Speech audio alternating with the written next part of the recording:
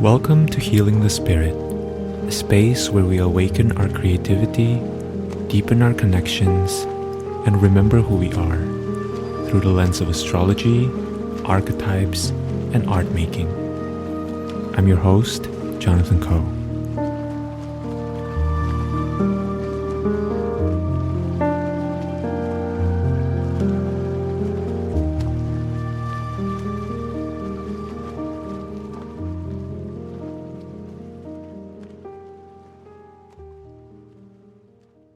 Hello, everyone. Welcome to Healing the Spirit. Welcome to April. I am so excited that you're here, and I can't wait to share some of the contemplations and insights that came through for April. So, before we begin, I have a few announcements. One is I have a weekend workshop coming up. It's called Galactic Warrior from Imaginary Fear to Embodied Courage under the new moon in Aries. And we'll be meeting for about an hour on Friday, April 17th and Saturday, the 18th for guided energy work, embodiment practices. It's going to be so fun. And like the title said, the theme will revolve around meeting our old fears with courage and compassion, and then learning some tools to transform that stuck energy into creative prowess. I designed this workshop for intuitives, for mystics, for sensitives, specifically as we step into this new moon in Aries. It conjoins Chiron, the wounded healer, and it comes at the end of Aries season, which I think is just so incredible, right? Because as we are going to talk about in a second, this Aries season is going to bring up a lot for us. It's really a very martial, very hot Aries season. And I sense that many of us will benefit from having some space to integrate everything that we've been experiencing and really connect with its wisdom, and then to share that wisdom with ourselves moving forward and with others in our lives, right? So, for those of you who would like to join live, the suggested donation is 55, but really you can pay anything you can financially afford at this moment. I'm considering putting the class recording on my website to be purchased later, but I do encourage you to come live if you can, because that's really going to enhance your experience.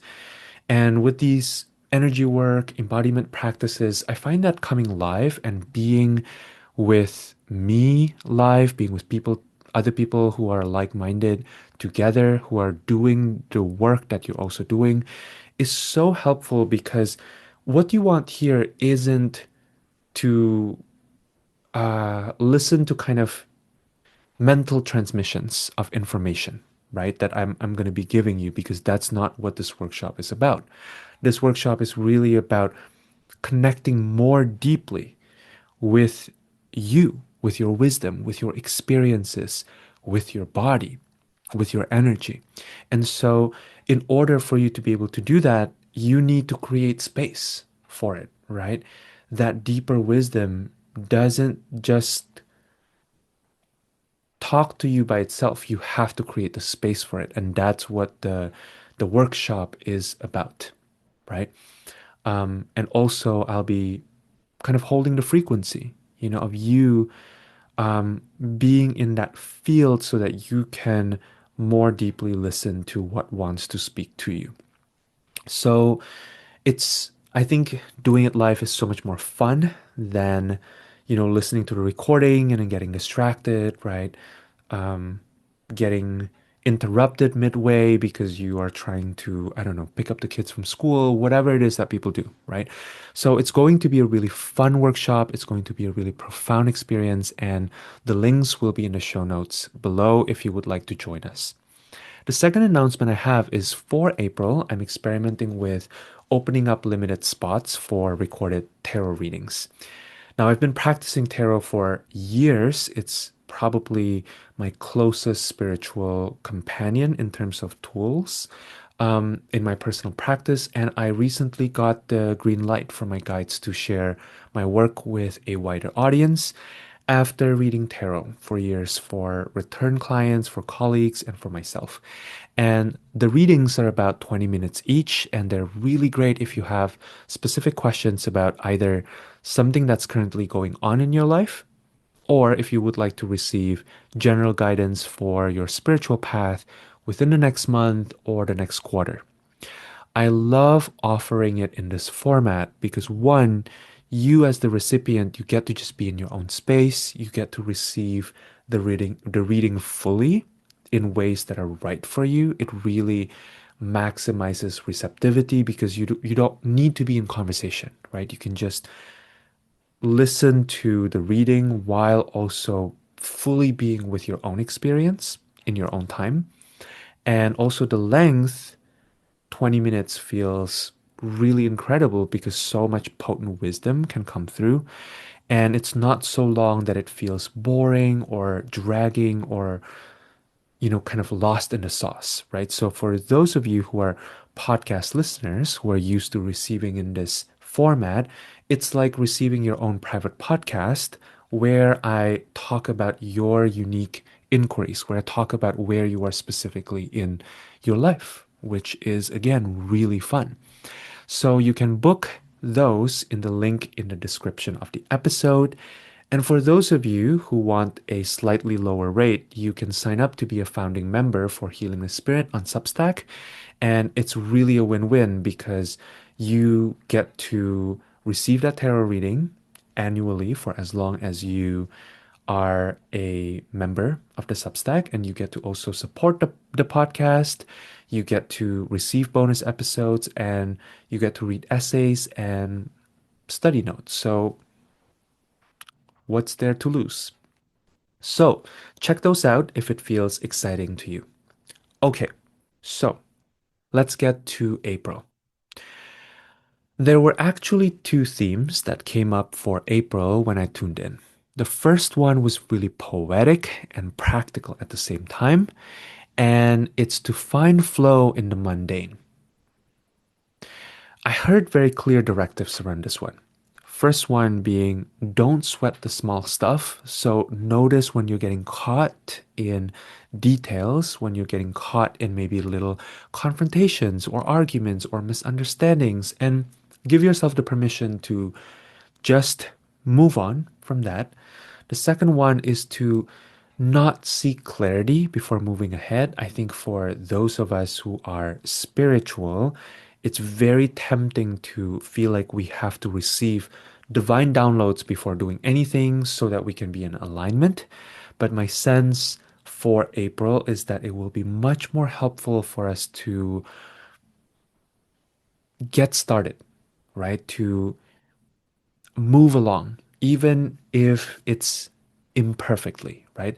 That movement can come up even through cleaning your workspace, or taking a shower. That's movement too. Really prioritize movement in order to let the clarity come in later. And then also, there's a directive here about trusting that the movie is unfolding as it's meant to. And I got this analogy of if we are watching movies, right, we don't pause every 20 seconds in order to analyze the actions of the character. What you do is you allow yourself to really suspend disbelief and to flow where the story takes you. If you are constantly in that skeptical mindset, you're not going to be able to enjoy the movie. So, similarly, with life and with everything that life is presenting you throughout April, lean into that discomfort, lean into the not having everything figured out, and see if you can maximize your fun being in that state. A guide that will help in embodying that energy is the horse. So, from the perspective of Chinese astrology, horses have tremendous power and tremendous stamina. Horses need to move without thinking too much, without over planning. Horses need to be in the flow. Horses can carry this quality of inner emptiness. They don't carry an internal agenda, and they can move forward for as long as there is direction.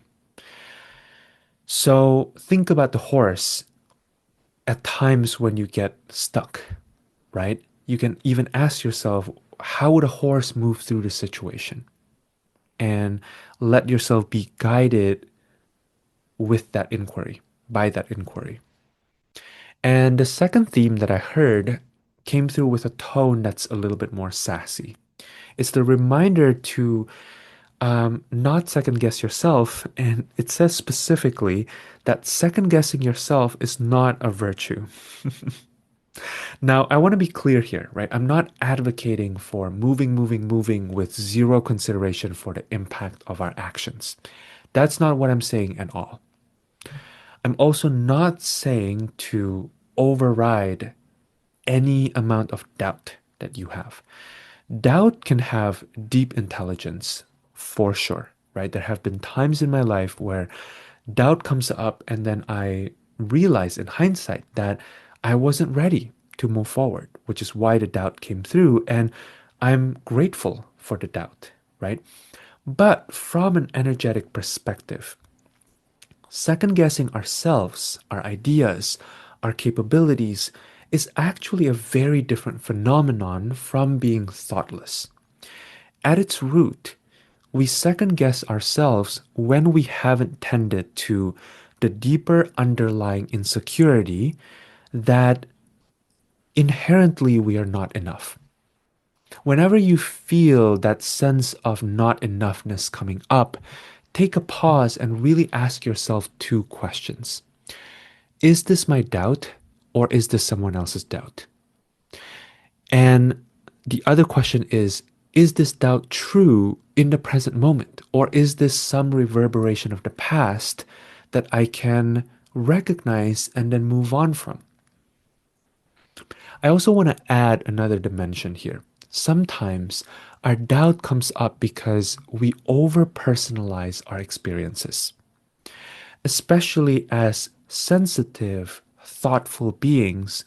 On a deep level, we are connected to the reality that we create our experiences, right? We are infinitely creative beings who create the experience that we see externally through our internal being, right?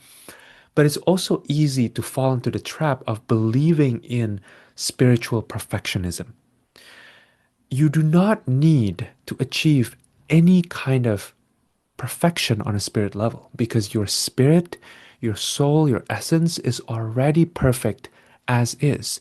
So that inner voice, that inner critic that spurs you to seek that perfect alignment is actually misguided on a spirit level because that perfection is inherent. Now, on a human, fleshly, mundane level, there is no such thing as perfection anyway. Everything in the three-dimensional reality is temporary. Everything has its flaws and its strengths. Everything has its traps and its opportunities. So, orienting towards perfection within the material reality is also a trap, right? Because it doesn't exist. So, as you're listening to this, I invite you to contemplate, where in my life am I believing that I have to be perfect to be loved? Where do I believe that I have to be perfectly aligned so that I can be taken care of, so that I can experience joy or abundance or even respect? All of these, being loved, nurtured, experiencing joy, abundance, respect, these are natural states of being. When you're in harmony with yourself and with your surroundings, they should effortlessly come to you or arise from within you. And if you're not currently feeling that, right, you're not feeling loved or you're not feeling nurtured, the first step is to remember that you can give yourself love. You can give yourself nourishment. You can give yourself joy, abundance, respect in this very moment. One of my favorite ways to do this is to go out and take a walk in nature and look at what life is providing you. at any given moment. This is how truly loved you are by life, by the universe. If you just look around at the trees and you see how they are giving you the very substance you need, oxygen, in order to survive, right? This is how deeply loved you are, right? How the water that is in the air in this very moment is supporting you so that your skin, right, gets to be moisturized. That's how deeply loved you are. And you're always in that conversation with deeper intelligence at all times. So, first, remembering that you are not separate from everything else, and that love that you are feeling like you're not receiving is actually already right here, both within you and around you, right? And once you give yourself that, if you don't see it reflected externally, it may be in your work situation or in your relationships, remember that you have the power to change that. It's just a matter of releasing any mental constrictions that stop you from seeing the solution that you have the power to choose, right? You can choose to leave the situation or the relationship, or you can choose to show up differently, right? There are so many options often, there are so many solutions to the situation at hand. Nothing holds back our unfolding, our true nature from blossoming naturally as much as punishing ourselves and striving towards perfection that is actually either already here, if you look at it from a spiritual perspective, or has always been an illusion to begin with, if you look at it from the perspective of the body, right? So the first step is always to liberate yourself from thinking that you have to get it right. We begin the month with a full moon in Libra. So, a question that I would ask you to contemplate for this full moon is what intervention or interruption is present in my life right now? What is not going according to my plan? And how might that be a good thing for me? This full moon is receiving a square from Jupiter, which indicates a slowing down, an interruption, right? That's what squares indicate in astrology. And it's an experience that our thinking minds might categorize as there's a problem to solve here. This may be showing up externally, but my sense is that this is more of an internal interruption. You might find yourself questioning activities that are usually second nature to you.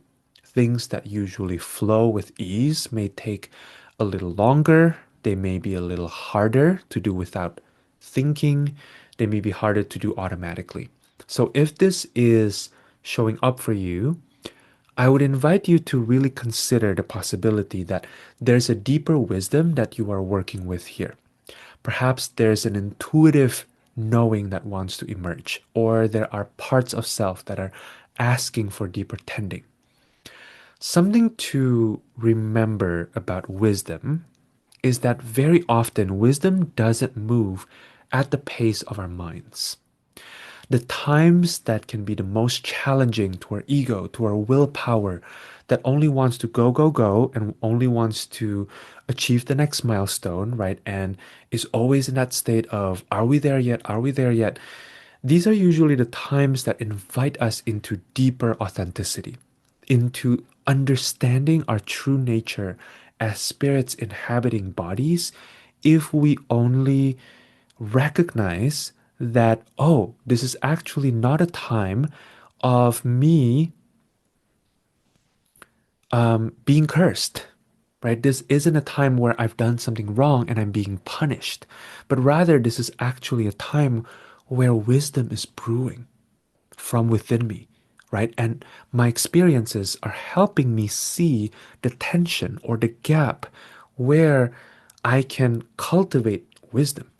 Wisdom is always nourishing to us. But sometimes, in order to receive that nourishment, life requires us to first let go of what's in the way of receiving. So you may find yourself in a kind of chiropractic realignment at the start of April with this full moon in Libra. Perhaps some part of your thinking is being realigned, or maybe your relationships are being readjusted. Whatever it is, I encourage you to really tune in to the deeper wisdom that wants to speak to you and to allow the medicine of that wisdom to reach your heart. This is a really great full moon to rest, to reflect, and to slow down as you engage in activities that refuel you. There may be the temptation to be annoyed at ourselves, to punish ourselves for not moving at the pace we would like to move. But my encouragement would be for us to really sync up with the pace of the body at the start of the month. The moon is ruled by Venus, which is currently at home in Taurus. So, again, spending time in nature, enjoying beautiful food, and inspiring, artistic activities, maybe taking a painting class, or spending a little bit of time drawing or listening to music, that will be super supportive for this particular full moon. I also want to add that with the full moon, ruled by Venus, right? I think it can also be very helpful to connect with people who can nourish your soul. So if you know that there are friends or maybe siblings that whose presence you can luxuriate within, I think it can be really supportive at the start of the month. Because as we move into the middle of the month, starting the 9th of April, for example, Mercury will be out of its shadow period, right? Which it's been since mid-February, and then Mars will also enter Aries. So by the 9th, we are really entering Aries season full speed, right? We have access to a different kind of pacing from the start of the month. Mars is at home in Aries, and at the time that Mars is in Aries, right? That Mars enters Aries, we also have Venus at home in Taurus. And we'll have this configuration until late April when Venus enters Gemini. I always pay attention to time periods where Mars and Venus are both dignified or in debility because Venus and Mars are planets and archetypes that are very much speaking to our bodily experiences and our energy levels. Both of them are associated with vitality, with energy as it's expressed in embodied ways, and with our instinctual nature. So when these planets are auspiciously placed, we gain energetic access to the kind of intelligence that our hearts and our guts can share with us. We may find ourselves moving towards goals and dreams with more spontaneity, with a little bit more ease, and without much warning. We may find that one day we wake up and we just know exactly what to do. We may also find ourselves straying from structures or plans that we've been setting ahead of time, right? In order so that we can pursue the opportunities that are actually presenting itself in front of us right now. This is a great time to experiment with moving away from activities, from relationships, from ways of being that have been feeling restrictive to us, that feels like it's kind of lost its juice, and to use the space that we gain back to magnetize or move towards the things we're drawn to. Actually, the two of them are really not separate, right? When we're moving towards the things that we are drawn to, we're actually also magnetizing it. So there's actually no duality, no separation between the two, right? It's just in our felt experience that there's a difference. So you may want to quickly check with yourself. Is there anything that's currently holding you back? Are there commitments that you've made that are really rooted in outdated obligations that you know is not going to move the needle, but somehow you're still doing it out of a sense of duty? Because these are areas where you probably want to shake it up a little bit, right? Venus in Taurus is an ally in helping you design a gracious exit strategy. It is okay to say, hey, I changed my mind. Can we discuss something else? Right. And with Venus being in Taurus, the area of life that is relationships, right, and relating with others will get a little bit of a boost here. We get to take our time a little bit to luxuriate in the connection. We might find that in relationships, people are less focused on, you know, fulfill your obligation to me, right? Or you promised that you're going to do this. And people are more willing to kind of be present with the experience that's unfolding in front of them right now, right? It's more about enjoying each other's presence rather than uh, kind of reaching a goal necessarily. Okay, so the most interesting cluster of astrological lineup this month that I think also might present some degree of challenge is Mars and Mercury conjoining Neptune and Saturn in Aries, while also sextiling Pluto in Aquarius. And all of this, right, there are kind of exact transits for each of these configurations scattered around that window of time between the 13th and the 20th. So around, I would say, third week, right, of April. And it really is topped off with the Mars Mercury conjunction on the 20th. Overall, the vibe here is very Aries, very Mars, right? Tensions are high, emotions are high. There's plenty of potential to break through our internal barriers. We're going to be shown through the mirror of reality where we haven't done the work to encourage ourselves to move forward, right? Even though that there may be dreams that we've had for years, ambitions that we've wanted to accomplish. There may be uh, projects that we've wanted to start for years that we haven't been able to, that I feel in this period between the 13th and the 20th, this is such a potent time to just get started, right? And you might find that you completely don't know what you're doing, and this is a good thing because whatever it is that you're stepping into are not going to be things that you've done before, right?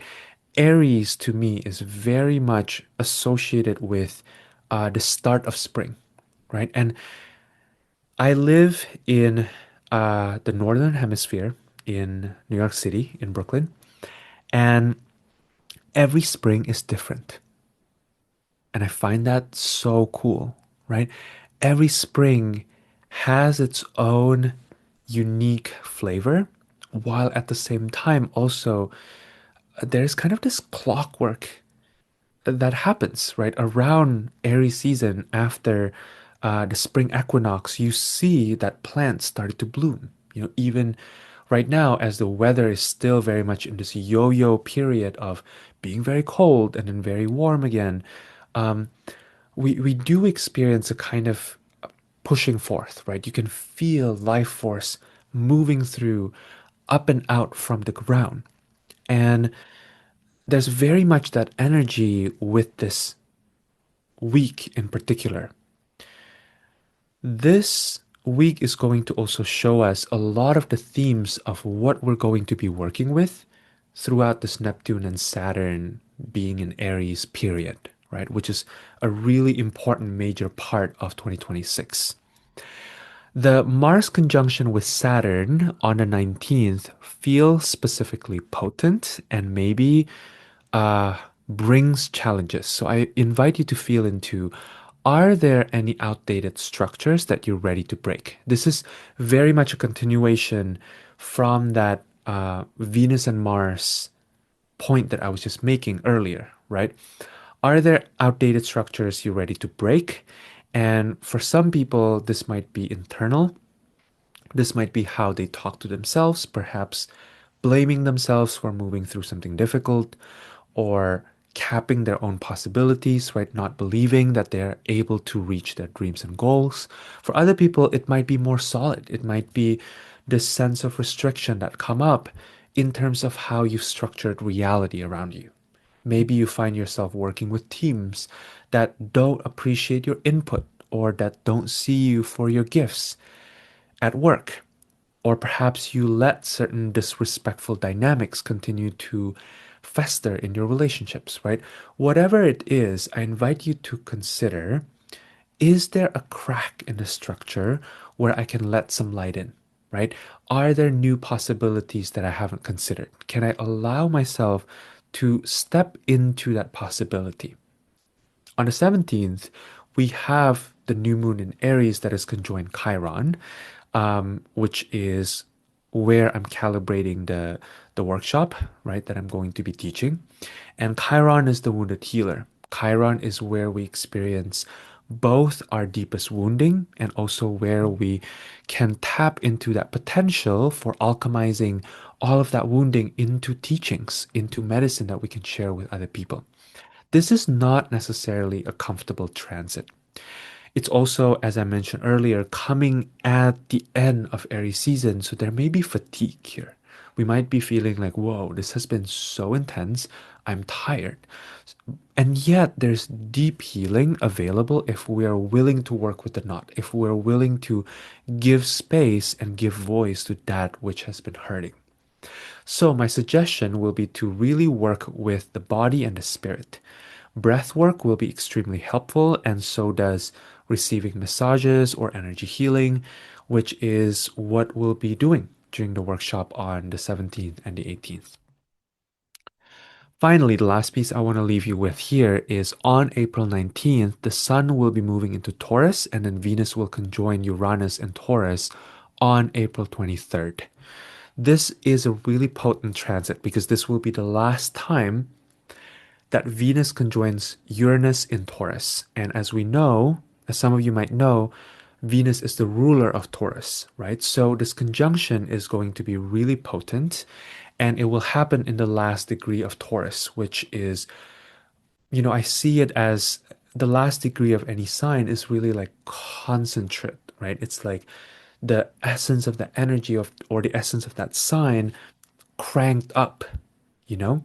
It's going to be a very Taurian, Venusian moment.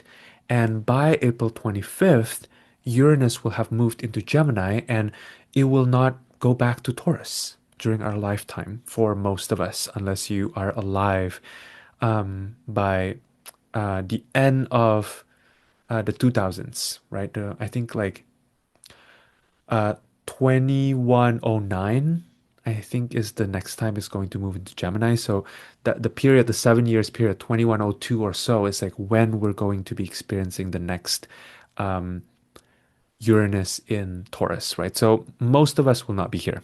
Anyways, my point is that this is going to be a really powerful time to really reflect on the Uranus and Taurus transit, which began in 2018.